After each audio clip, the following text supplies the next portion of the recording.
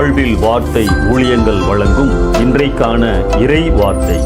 இயேசு கிறிஸ்துவின் இணையற்ற நாமத்தில் இந்த காலை வேளையிலே மகிழ்ச்சியோடு உங்களை வாழ்த்துகிறேன். இயேசுவின் அன்பான சீஷனாகிய யோவான் எழுதிய 3 நிருபங்களிலும் ஆழமான சத்தியங்களை நாம் அறிந்து கொள்ள முடியும். மார்க்க சீரழிவையும் உபதேச சீரழிவையும் ஏற்படுத்திய கள்ள போதகர்களின் உபதேசங்களை எடுத்து கூறுகிறார். ஒளி, இருள், உண்மை, பொய், நீதி, பாவம், அன்பு, பகை, தேவனிடத்தில் அன்பு கூறுதல், உலகத்தில் அன்பு கூறுதல் போன்ற வார்த்தைகளை தம் கடிதங்களில் பயன்படுத்துகின்றார். குறிப்பாக இயேசு கிறிஸ்து உண்மையில் ஒரு மானிட சரீரத்தில் வரவே இல்லை என்ற கள்ள போதனைக்கும் பதில் கூறுகின்றார். பொய்யை குறித்தும் சில முக்கியமான குறிப்புகளை அவர் எழுதியிருப்பதை நாம் பார்க்க முடியும். பொதுவாகவே பொய் சொல்லக்கூடாது என்பது நம் எல்லோருக்குமே தெரியும். ஆனாலும் அன்றாட வாழ்க்கையில் சின்ன சின்ன பொய்களை சொல்லி கொண்டுதான் வாழ்கின்றோம். இன்று அந்த பொய்யை குறித்து யோவான் என்ன சொல்லுகிறார் என்பதை தியானிக்கலாம். ஒருவருக்கொருவர் பொய் சொல்லாமலும் இருங்கள் என லேவியராகமம் 19:11 வாசிக்கிறோம். பொய் சொல்லுகிறவன் என் கண்முன் நிலைப்பதில்லை என சங்கீதம் 101:7 கூறுகிறது. பொய் உதடுகள் கர்த்தருக்கு அருவருப்பானவைகள் என நீதிமொழிகள் 12:22 பார்க்கிறோம். புதிய ஏற்பாட்டில் கொலோசையர் 3:9 ஒருவருக்கு ஒருவர் பொய் சொல்லாதிருங்கள் என வாசிக்கிறோம். பொய்யர் அனைவரும் 2ஆம் மரணமாகிய அக்கினியும் கந்தகமும் எரிகிற கடலிலே பங்கடைவார்கள் என எச்சரிக்கப்பட்டுள்ளது. வெளிப்படுத்தின விசேஷம் 21:8 நாம் பார்க்கின்றோம்.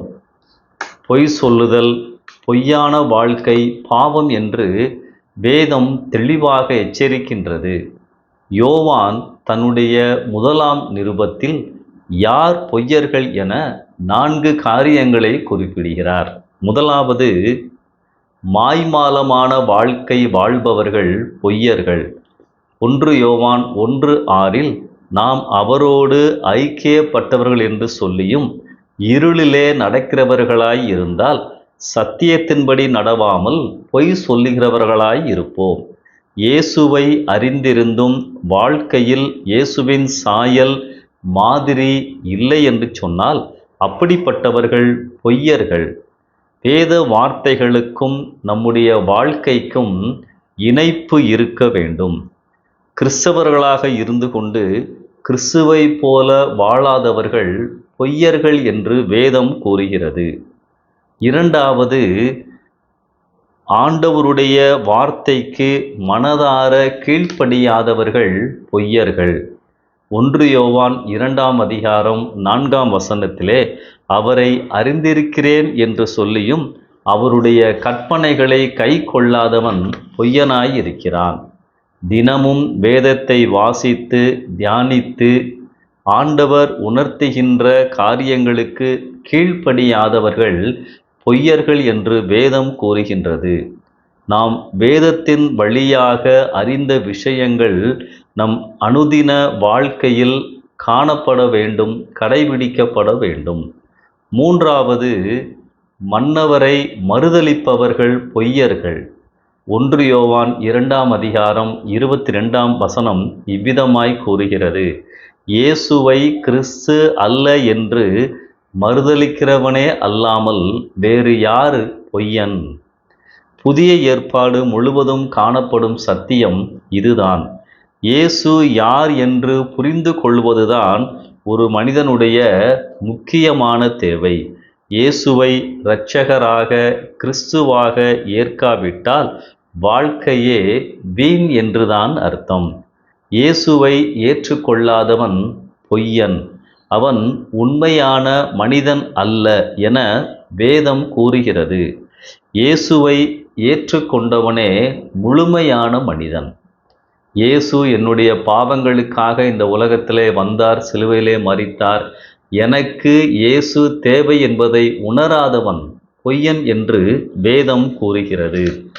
நான்காவதாக, மனதிலே அன்பில்லாதவர்கள் பொய்யர்கள். 1 யோவான் 4:22 கவனியுங்கள். தேவனிடத்தில் அன்பு கூறுகிறேன் என்று ஒருவன் சொல்லியும் தன் சகோதரனை பகைத்தால் அவன் பொய்யன். தேவனை நேசித்து மனிதனை வெறுப்பது என்பது மனிதனுக்குள் காணப்படக்கூடாத ஒரு காரியம். மனதில் யார் மீதாவது வெறுப்புணர்ச்சி, கசப்புணர்ச்சி இருந்தால் அவன் உண்மையாகவே தேவனை நேசிக்கவில்லை, பொய்யான வாழ்க்கை வாழ்கிறார்கள் என்றுதான் அர்த்தம். ஆம், மனதிலே ஆண்டவரைப் போல அன்பு இல்லாதவர்கள், பிறரை நேசிக்க முடியாதவர்கள் பொய்யர்கள் என்று நாம் பார்க்கின்றோம். 4 காரியங்களை யோவான் நிருபத்திலே நாம் பார்க்கின்றோம். யார் பொய்யர்கள்?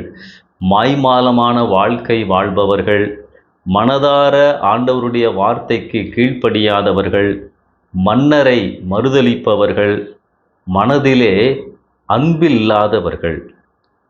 பிரியமானவர்களே, நம்முடைய வாழ்க்கையிலும் இந்த 4 காரியங்கள் காணப்பட நாம் ஜெபிப்போம். பொய்யான வாழ்க்கை அல்ல, உண்மையான வாழ்க்கை வாழ்ந்து தேவனை மகிமைப்படுத்த ஆண்டவர் நமக்கு உதவி செய்வாராக. இந்த சிந்தனையோடு இந்த நாளை ஆரம்பிப்போம். கர்த்தருடைய கரம் உங்களோடு இருப்பதாக. ஆமென்.